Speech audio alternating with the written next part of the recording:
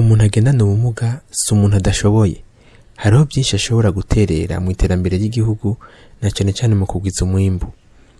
Ni muri iyo ntumbero ishirahamwe CESAPH, Cercle des éducateurs spécialisés amis de la personne handicapée mu majambo yose, ryatunganije umugambi riko rirangurira muri zone Mubone, komine Kabezi, intara ya Bujumbura rirare, ku buryo bwatanzwe n'ubushikiranganji bwo gufatana mu nda. Uwo mugambi watanguje muri zone Mubone, komine Kabezi, ukaba ari gushigikira abagendana ubumuga biciye mu kubafasha kwiyungunganya. Ivyo bikorwa bikaba vyuguruwe n'intumwa ya musitanteri wa komine Kabezi, akaba ari umukuru wa zone Mubone, ahasanzwe hazorangurirwa uwo mugambi. Nawe akaba yarabashimiye kuri ico gikorwa cyatanguriye iwabo, yongera abaha ikaze. Kaze mu ntwaro, imiryango iruguruye, kaze tubaha ikaze kugira ngo muze mushike hano, mukorere hano, tubaha ikaze kugira ngo inyigisho zino munsi muzifuronse, abenegihugu bacu barazikeneye, ndetse barakeneye kumenya byinshi ku bijanye n'abagendana ubumuga no ku bijanye no kuntu bobaho ku bantu bibungenze, ko bibungenze, ndetse no ku bindi vyose bikenerwa. Muri uwo mugambi iryo shirahamwe ry'abagenzi bagendana ubumuga CESAPH ryarondeye umuhinga w'ingaburo abigisha gukora ifu y'ubuyi irimo vyankenerwa vyose no kubugururiza ibutike kudandarizamo ubwo buyi, bahawe umutahe ugizwe n'ibiro 200. Abashe twiyumvira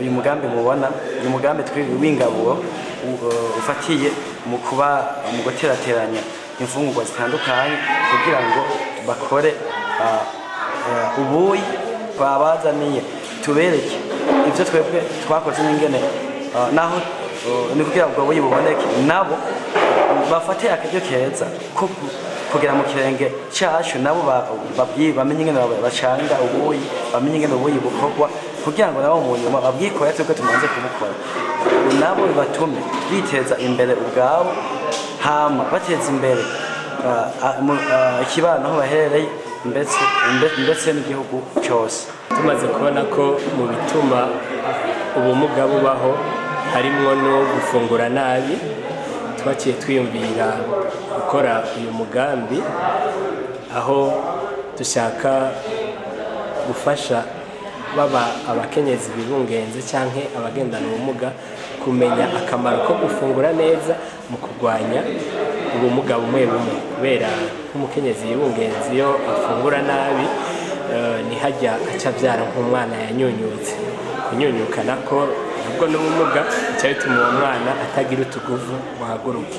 Umuntu ramwigisha dore kumwigisha kamwereka ko babikora, nawe ubwira ngo azobikore kandi azogaruke abidandaze mu buryo bwo kwiteza imbere, ejo ntabeho uburyo kuza gusaba mu barabara, ariko wenyine amenye kwirondera no kwiteza imbere, agasabune yarakenye, utuvuta yarakeneye, canke agahuza umwana bakeneye, nawe aheze akironderere akigurira mu byo bintu abari kadandaza. Niyo mpamvu tuba dufise umugambi wo kubereka uburyo bikorwa kugira ngo nabo baje bavyikorere.